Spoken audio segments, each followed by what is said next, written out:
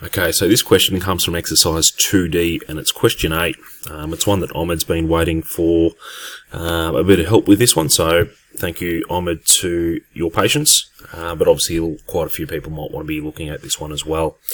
It is looking at calculating the cost price of a dress with a selling price of $1,260 with a markup of $155. So this... the 1,260 is actually saying it's the 100% plus the 55%. So the 1,260 is actually talking about, that is the 155% amount of what the cost price was, what the actual shop might have bought the dress for to start with. So we need to think about setting it up as two fractions.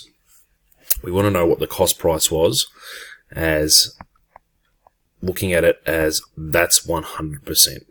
Alright, now the markup of 55 means that we've got our 100% cost price plus the 55% markup. So we're actually going to write this down as 155%, and then we're going to put it over as a fraction.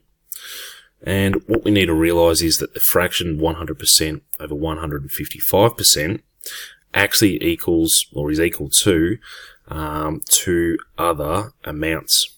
Okay, now because we're looking for, I'm just going to annotate, this is the cost price, this is the selling price. We need to think about the selling price was the 1,260. So we're going to have the 1,260 over on this side. And because we're looking for the cost price, which was our 100%, we're just going to call that X. Alright, so we're looking at a little bit of algebra here.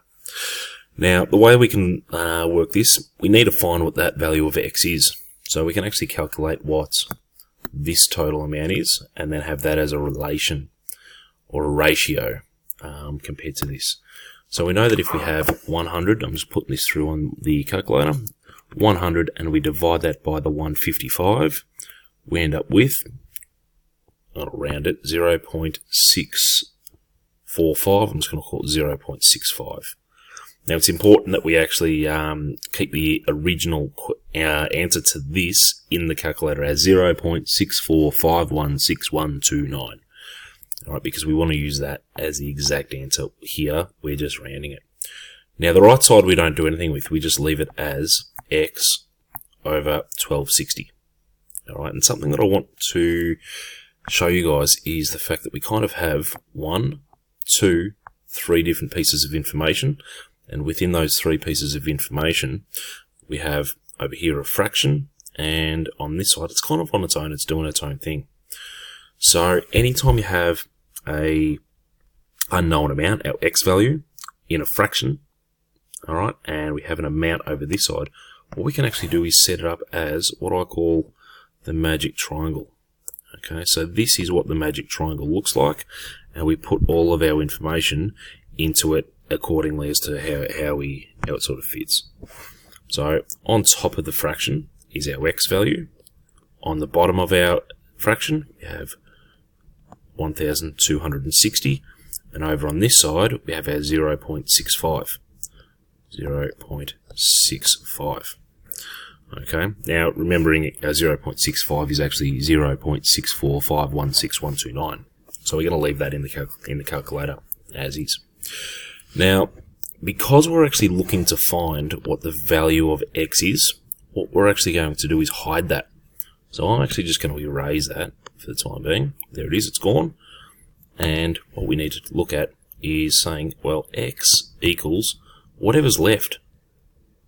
Alright, whatever's left, our 0.65, and we multiply that by the 1260, and X equals, I'm using the calculator, 0.645161129, 0.65, times 1,260, and the answer to that is 812 and 0.90 as a monetary amount, $812.90.